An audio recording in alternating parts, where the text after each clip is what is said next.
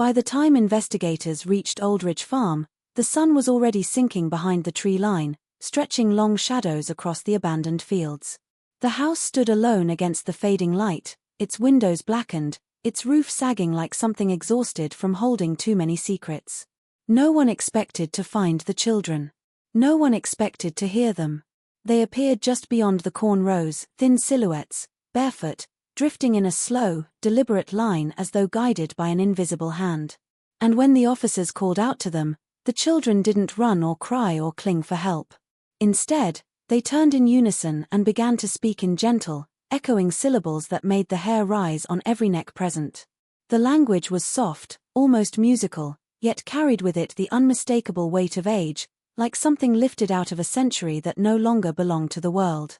The investigators tried to question them, but the children only stared, their wide eyes reflecting the dying light, their voices weaving that strange language into the air as if reciting a memory older than the farm itself. One child reached out and brushed a hand through the dust on the patrol car's window, drawing a symbol that none of the adults recognized, a looping mark, elegant and primitive at the same time. The smallest girl pressed her palm flat against the hood, whispering a phrase that made the engine stall instantly. Inside the farmhouse, things felt worse. The walls carried scratches that didn't match any tool or hand, and the air smelled faintly of burnt paper and damp earth. In the basement, someone had once attempted to destroy records, pages charred around the edges, ink melted into blackened veins.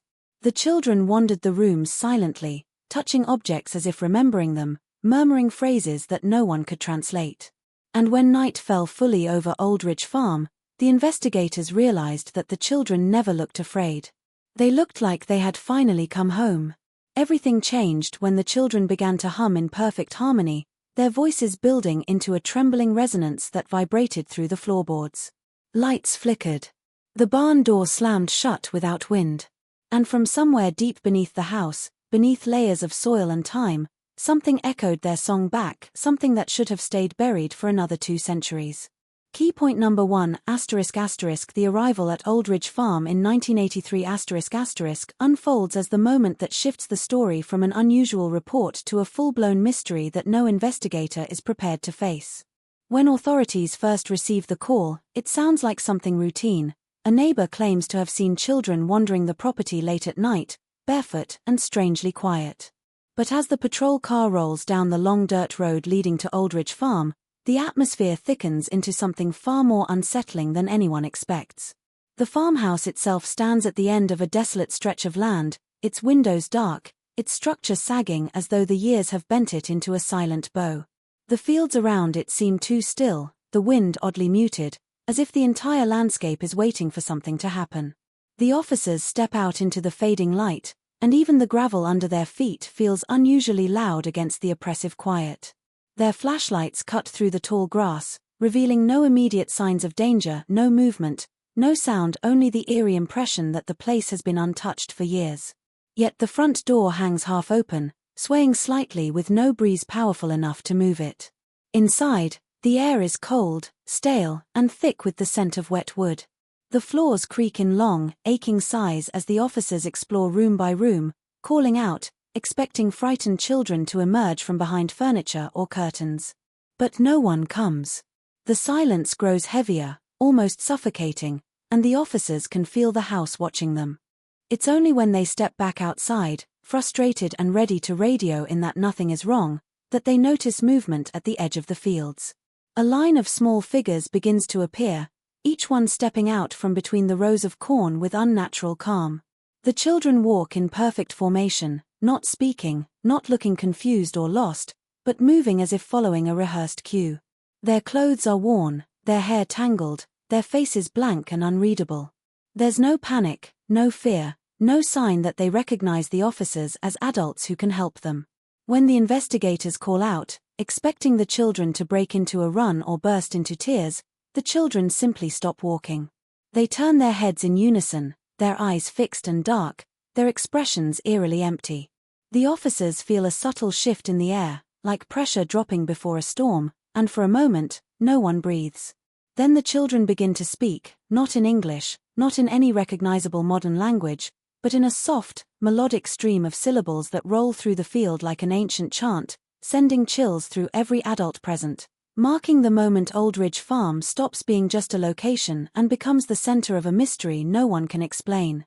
The first encounter with the children becomes the moment investigators realize they are not dealing with a typical missing person case or abandoned siblings who wandered off. As the children stand at the edge of the field, their small silhouettes still and unnervingly composed, the officers take a step closer, speaking gently, trying to coax out a response. But instead of reacting with fear, confusion, or relief, the children merely tilt their heads, their eyes following the movements of the adults with an eerie, unified calm. Their expressions do not shift, and their breathing is almost inaudible, as if they have practiced silence their entire lives. When one officer kneels down, offering a reassuring hand, the nearest child steps back with precise, measured grace, not in fear but in something resembling discipline or ritual. Then, as if prompted by a cue the adults cannot see or understand, the children begin to speak. The language they use strikes the investigators instantly as wrong for reasons they can't articulate. It isn't just unfamiliar, it feels old, dust-covered, and worn down by time. The syllables fall from their mouths like fragments of a forgotten song, with rises and falls so rhythmic they sound rehearsed.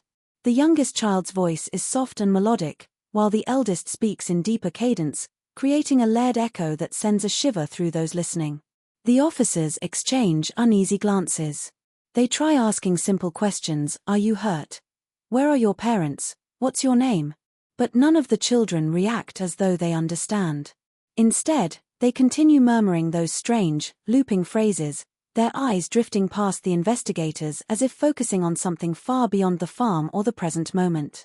One officer radios for linguistic assistance, thinking perhaps the children are recent immigrants or victims of an isolated community with its own dialect. But even this explanation doesn't sit right, because the language feels too structured, too deliberate, and too archaic to belong to any known group still living in the area. When the investigators take a step back to regroup, the children shift slightly, each turning their bodies in a synchronized motion that resembles a practiced formation. Not a single one breaks the pattern or looks uncertain. They move like a single unit, like pieces in a game the adults do not know the rules to.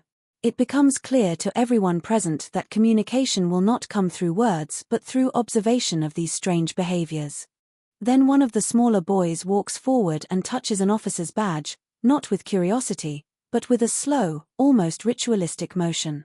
He whispers a phrase directly into the metal, and the sound reverberates faintly as though the badge itself captured the vibration. The officer steps back, startled, sensing something deeply unnatural in the child's voice. In that instant, every adult present understands that these children are not simply lost. They are connected to something ancient, something impossibly out of place in 1983, and reaching them will require confronting whatever world their language belongs to.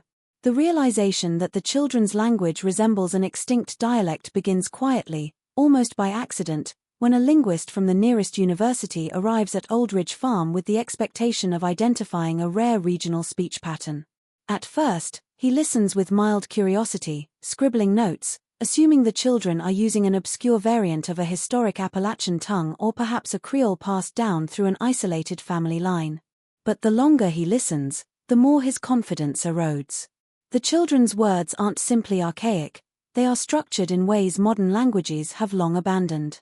Their sentences roll with a cadence that feels ceremonial, shaped by rules of grammar that no contemporary dialect follows. The linguist asks them to repeat certain sounds, expecting variation among the children, but instead they repeat in perfect unison, their voices rising and falling like a choir reciting something sacred. His smile fades as the patterns settle into something disturbingly familiar, not from any living language but from fragments he has encountered only in fragile manuscripts and forgotten research papers.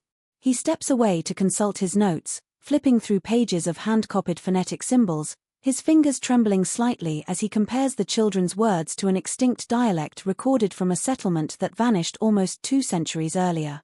The settlement, long debated among historians, had been infamous for its mysterious disappearance and rumored occult practices, but its language had been preserved only in scattered journals and burial inscriptions. Hearing that dialect now, spoken fluently and without hesitation by children who have never been taught it, becomes a moment that steals the breath from his chest. He begins to test them, offering gestures and simple prompts in hopes of understanding their vocabulary. Each time, the children respond instantly, their pronunciations precise, their intonations rhythmic, as though they have spoken this tongue all their lives. What unsettles him most is that the children don't merely speak the dialect, they speak it with fluency no scholar has ever achieved. Their tone shifts based on context, their expressions alter subtly with each phrase, and their voices blend together as though participating in a linguistic ritual passed down long before any of them were born. The linguist realizes this is not reconstruction or imitation, this is living memory being channeled through small voices that should have no connection to a settlement wiped out nearly 200 years earlier. When he finally returns to the investigators, his face is pale, and he struggles to articulate what he has discovered. He explains that the children are communicating in a dead language, one believed to have vanished completely from the earth, one no human should be speaking in 1983. The officers stare at him, waiting for an explanation he cannot give, because even he cannot understand how these children learned it or why their voices carry the weight of a time long buried beneath the soil of Oldridge Farm. The discovery of the burned records in the farmhouse basement becomes the moment when the mystery shifts from eerie to historically impossible, pulling the investigators deeper into the past than they ever intended to go. After securing the children and attempting to communicate with them, one officer decides to sweep the house again, this time looking for evidence of who might have lived there most recently. The basement door, warped and swollen from years of humidity, resists at first before finally giving way, releasing a wave of cold, earthy air that smells faintly of ash and mold. The single bulb at the top of the stairs flickers weakly, barely illuminating the steps below, and when the officer reaches the bottom, his flashlight catches glimpses of soot drifting through the air like dark snowflakes. The basement itself appears abandoned, filled with cracked jars, rusted tools, and furniture draped in old sheets, but something on the far wall immediately draws attention. A large metal bin, half melted and blackened, sits surrounded by a scatter of charred paper. The officer kneels, feeling the faint warmth still radiating from the metal despite the fire clearly having burned long before their arrival. When he picks up one of the half-burned pages, he sees delicate handwriting, looping and archaic, written in ink that has bled from the heat. Many words are unreadable, but certain fragments stand out, references to lineage, rituals, and something repeatedly called the returners. More pages reveal themselves the deeper he digs through the ash-like debris. Some documents appear to be family journals, dating back to the early 1800s, their margins filled with notations about births, ceremonies, and warnings passed between generations. Others seem to be letters addressed to people whose names no modern census records would recognize. The most disturbing discovery is a brittle ledger, burned along its edges, cataloguing events by dates that abruptly stop around 1811, the same period historians associate with the settlement that vanished without explanation. These documents suggest a lineage tied to this land, a family whose habits and beliefs were nothing like those of neighboring communities. As more officers join him in the basement, they spread out the surviving fragments, piecing together phrases that speak of preserving the old tongue, waiting for the appointed children, and the cycle that must not be broken. Every fragment seems to point to the idea that whoever lived here believed they were safeguarding something ancient and sacred, something that required secrecy strong enough to justify destroying evidence of their existence. But the fire was incomplete, rushed, or interrupted, leaving behind just enough for the investigators to know the truth was meant to stay buried. When they carry the fragments upstairs to the linguist, the children glance at the burned pages and begin murmuring softly in their strange language, as though recognizing the words without ever having read them, deepening the sense that the past has not only survived, it has returned through them. The children's strange mapping ritual becomes one of the most unsettling moments for the investigators because it reveals that the children are not randomly wandering or lost, they are following patterns older than anyone present can comprehend. It begins when one of the younger boys suddenly kneels in the dirt outside the farmhouse, pressing his small hand into the soil as though feeling for something beneath the surface. The others gather around him without speaking, forming a loose ring, their faces blank and focused. Then, almost simultaneously, they begin tracing shapes into the earth with their fingers. At first the officers assume the children are drawing simple figures or symbols out of boredom or confusion, but as the drawings expand, it becomes clear they are creating something structured and deliberate. The lines curve in sweeping arcs, intersecting at sharp angles, repeating in exact symmetry no matter which child is drawing. Even the smallest ones seem to know exactly where each line should go, never hesitating or glancing at the others for guidance. One investigator kneels down to study the design, expecting something like a game board or a childish map of the farm. Instead, he sees geometric shapes arranged with eerie precision, forming a pattern he cannot interpret. The linguist notices that several of the symbols resemble the markings found in the burned journals, though crudely rendered by children's fingers. As the drawing expands outward, more elements appear, clusters of circles, triangular formations, and a long spiral that seems to represent a boundary or path. The children work in silence except for the soft whispers they recite with each line they draw, as though each mark carries meaning far deeper than a simple picture. Their whispers rise and fall in the same ancient cadence they used when speaking to the adults, blending their voices into a single, rhythmic chant. What truly unsettles the investigators is the discovery that these symbols match historical sketches of settlement markers drawn in 1810, found only in rare academic archives.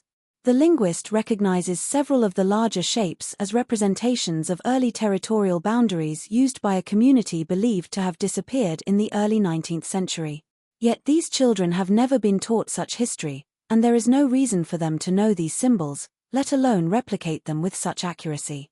When one officer tries to interrupt the drawing by brushing away part of the soil, the children instantly freeze, turning their heads towards him with the same chilling synchronicity they displayed earlier. Their whispering stops abruptly, the silence so sudden it feels like a physical drop in pressure. Then the eldest child reaches down, redraws the erased line in a single smooth motion, and continues the ritual as if the interruption never happened. As the final lines connect and the pattern completes, the children all sit back at once, their faces distant, their eyes fixed not on the drawing but on the empty space beyond it, as though seeing something no one else can. The investigators gather around the map, realizing they are looking at more than a drawing. They are witnessing ancient knowledge resurfacing through children who should know nothing about the world that once used these symbols, and for the first time, they begin to suspect that whatever connects these children to Oldridge Farm runs far deeper than words or lineage. It reaches into history itself, and perhaps something even older than that. The night the children sang becomes the moment when the mystery at Oldridge Farm shifts from disturbing to outright supernatural, leaving every adult present with the uneasy sense that they are standing at the edge of something ancient and awakening. It begins just after 3 a.m, when the investigators, exhausted, frustrated, and still unable to communicate effectively with the children, try to rest inside the farmhouse. The night outside is unnervingly still, with no wind stirring the fields and no animal sounds breaking the silence. One officer sits by the window, half awake, when he notices a faint movement in the yard. One by one, the children rise from where they had been resting on blankets and floors, as if responding to a silent call that only they can hear.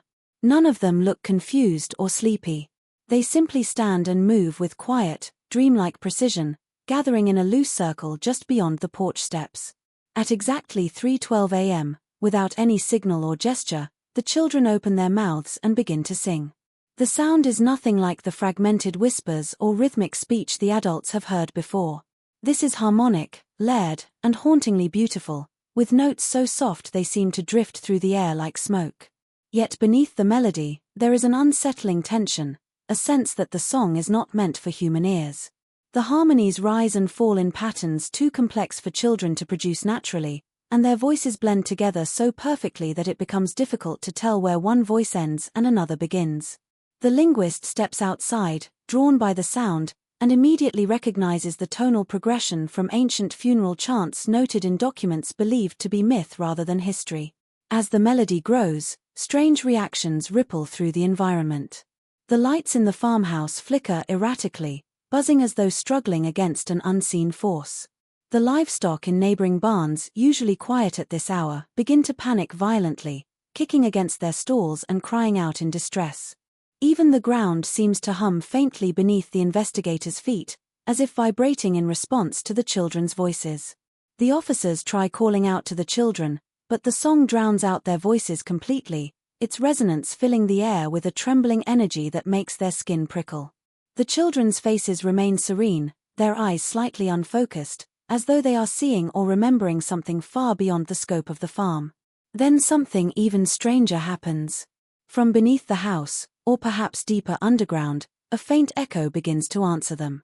It is not identical to their song but mirrors parts of it, almost like a distant memory struggling to return.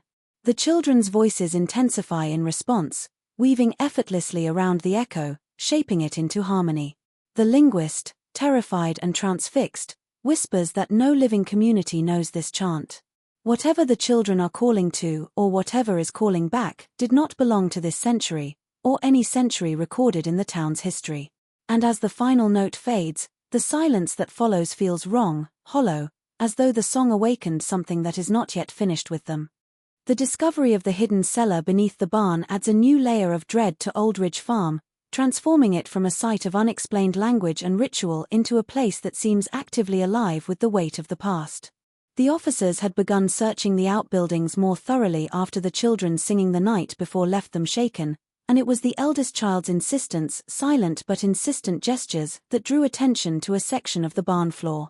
At first, it looked like a simple patch of warped wood, slightly raised and darker than the surrounding planks, but when one of the officers pressed down, it moved in a way that suggested a hidden compartment. A few moments later, the floorboard lifted, revealing a narrow staircase descending into darkness, the air around it damp and pungent with the scent of soil and decay. Even the most seasoned investigators hesitated at the threshold, uneasy with the sudden weight of history pressing against their senses. Flashlights barely penetrated the gloom, and every creak of the stairs echoed unnaturally, as though the cellar itself were aware of their intrusion. At the bottom, the investigators found themselves in a chamber that had been sealed for centuries, untouched yet meticulously arranged. The walls were lined with shelves holding objects that were immediately recognizable as old yet carried an unsettling aura: small carved figurines, jars filled with unknown powders, and metal implements that bore patterns matching the symbols the children had traced in the dirt outside. In the center of the room, skeletal remains were arranged in a deliberate, almost ceremonial pattern, each skeleton positioned in a way that seemed to mimic gestures or stances described in the burned journals found in the farmhouse basement. The smell of earth and age hung heavy, and the investigators felt an instinctive chill as they realized the placement of these remains was not random. It was ritualistic, precise, and purposeful, suggesting that whoever constructed this chamber had intended it to endure for generations. The children, upon seeing the chamber, moved immediately into its center, kneeling and touching the objects as though recalling memories long buried. Their whispers in the lost 200-year-old language began softly at first, rising into the melodic chant that had unsettled the investigators the previous night. Each syllable seemed to resonate with the relics and skeletons, creating a vibration that filled the room and pressed against the walls as if the cellar itself were amplifying their voices. The linguist noted that the children were not merely speaking, they were interacting with the space, performing an act of remembrance that transcended ordinary understanding. The investigators realized that the cellar was more than storage, it was a focal point of some ancient practice, a sacred or forbidden site where the past was preserved and now being reactivated through these children. Every object, every arrangement, seemed to draw the children into a pattern older than anyone present, a pattern that connected the farm, its long-dead inhabitants, and the living children in a continuum that felt both impossibly ancient and immediate. The linguist's breakdown marks a turning point that blurs the line between comprehension and horror, revealing the true weight of what the children at Oldridge Farm are capable of. After several days of observing and recording the children, the linguist has grown increasingly obsessed, spending hours replaying their chants and murmurs, attempting to decode the rhythms, the intonations, and the subtle shifts that carry meaning beyond mere words. At first, his work was meticulous and scientific, grounded in the hope of cataloging an extraordinary linguistic phenomenon. But as the children's behavior grew more synchronized, more ritualistic, he began to notice patterns that no language textbook or historical manuscript could explain. Their phrases referenced events, places, and people that had no clear existence, and sometimes, the words seemed to describe moments that had not yet occurred, predicting outcomes with unnerving accuracy. His colleagues dismissed his concerns at first, attributing his obsession to fatigue or the pressure of working in a high-stakes investigation, but the linguist knew he was confronting something far more profound, something that defied the natural order he had always trusted. One evening, after hours of attempting to transcribe a particularly complex chant, he collapses into his chair, muttering fragments of the children's words under his breath, as though repeating them aloud might make them tangible or real. His eyes are wide, bloodshot from sleepless nights, and he shakes as he tries to explain to the investigators that the children are speaking of occurrences that have not happened yet but already did.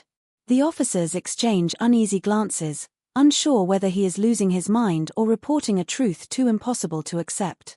As he recounts specific phrases, the words themselves seem to hang in the air unnaturally, their cadence lingering long after he has spoken.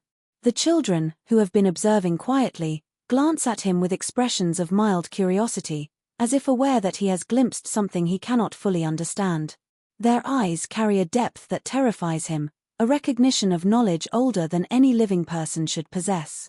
The linguist's breakdown escalates quickly. He begins pacing the farmhouse, speaking rapidly and incoherently to anyone who will listen, warning that the children are not merely repeating words, they are conduits of a memory or consciousness that transcends human lifespans. When officers try to calm him, he lashes out, insisting that the children's language is a bridge between times, capable of revealing events locked in the past or yet to unfold, and that their chants are not idle play but a precise act with consequences he cannot control. His trembling hands and strained voice betray a man whose academic curiosity has collided violently with a reality beyond comprehension. The investigators watch in growing alarm as the man they relied upon for clarity becomes increasingly unmoored, his mind teetering between revelation and madness, leaving everyone to realize that the children are not just speaking a lost language, they are speaking something that humans were never meant to hear, a force that threatens the limits of understanding itself. The moment the eldest child finally speaks in English marks a chilling escalation in the Oldridge Farm mystery, one that forces every investigator to confront the possibility that what they are witnessing is not simply an unusual linguistic phenomenon, but something far darker and incomprehensible. 4 days, the children had communicated only in their lost, 200-year-old language, leaving the adults officers, linguists, and historians frustrated, fearful, and increasingly obsessed with decoding their meaning. They had become accustomed to the rhythmic chants, the synchronized movements, and the eerie calm with which the children approached every task, but nothing could have prepared them for the sudden break in their silence. One evening, as the investigators gathered near the farmhouse after another day of observation, the eldest child, a boy no older than 12, slowly stepped forward. His eyes, wide and unblinking, fixed on the floor for a long moment before lifting toward the adults. When he spoke, his voice was low, almost a whisper, but clear enough to cut through the tension that had thickened the air for days. He said one simple sentence in English: "They came back for us." The room froze. Every adult present instinctively stepped back, as if the weight of those words carried a physical force. There was no context, no elaboration, just the sentence, spoken with a calm certainty that made it feel like a declaration of an ancient truth rather than the utterance of a frightened child. The linguist, still reeling from days of interpreting impossible speech patterns, felt a shiver crawl down his spine. Those 3 words seemed to bridge centuries, connecting the children directly to something long thought extinct, something that had been preserved in secrecy beneath the farmhouse and in the hidden cellar beneath the barn. The officers exchanged glances, understanding simultaneously that the statement implied an awareness of forces or events beyond their comprehension, forces that were actively influencing the children's presence at the farm. Almost immediately after speaking, the child collapsed, falling to the floor as though drained of life. Panic surged through the adults, but medical checks revealed nothing physically wrong, no fever, no injury, nothing to explain the sudden unconsciousness. The other children reacted in a way that heightened the fear. They murmured softly in their ancient language, encircling their fallen companion without panic, their rhythmical chanting now filled with urgency. The investigators felt the weight of the chant pressing against their senses, the vibrations of the words resonating in a manner that was both melodic and terrifyingly commanding. For the first time, it became painfully clear that the children were more than vessels of a lost language, they were part of a continuity, a living connection to the past that had intentions, memory, and knowledge that humans could barely begin to comprehend. The sentence "they came back for us" hung in the air, unresolved, pregnant with implications that none of the adults dared to voice, a prelude to events that would soon unfold beyond anyone's ability to control or predict.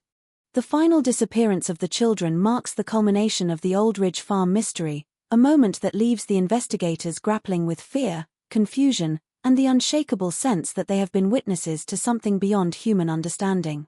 After days of observation, rituals, and whispered chants in the lost 200-year-old language, the farmhouse and surrounding fields have become charged with an almost tangible tension, a static weight pressing against the adults' perception of reality. The children have moved with uncanny precision, their voices weaving stories older than any of the investigators can contextualize, their actions guided by knowledge that seems impossibly ancient. Yet until this moment, the investigators had some sense of control, an ability to observe, document, and attempt communication, however limited. That sense evaporates in the hours just before dawn. It begins subtly. One by one, the children begin to vanish from their designated sleeping areas, slipping silently out of rooms that have been locked and monitored throughout the night. Doors that were secured hours earlier are found ajar, windows remain untouched, yet the children are gone. Officers rush from room to room, calling names, checking every corner and hidden space, but there is no trace, no sound, no shadow, no sign of where they could have gone. The panic grows as the realization sets in. This is not a simple disappearance or a case of hiding. The children are moving through the house and possibly the farm itself in ways the adults cannot follow or predict. When flashlights sweep across the floors, nothing is revealed except the faint, eerie marks left by tiny, precise footprints, almost like fingerprints pressed into dust, winding toward walls, floorboards, and earth in directions that seem nonsensical, circular, and deliberate at the same time. The remaining children, those still present, gather for a brief moment, their eyes reflecting the dim light and a clarity that is almost alien. Then they begin to chant softly, in the same ancient tongue that has dominated the past days, their words forming melodies that seem to interact with the very structure of the farmhouse. As the chant grows, faint etchings appear along the walls, symbols drawn not with any implement but seemingly pressed into the plaster by some invisible hand.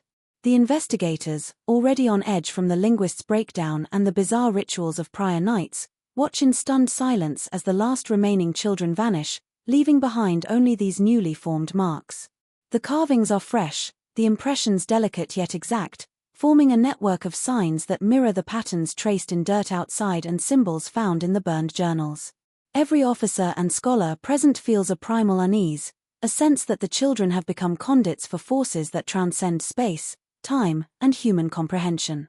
It is as though the farm itself has absorbed them, carrying them into some dimension tethered not to the present but to the centuries of history, ritual, and language that pulse through its soil.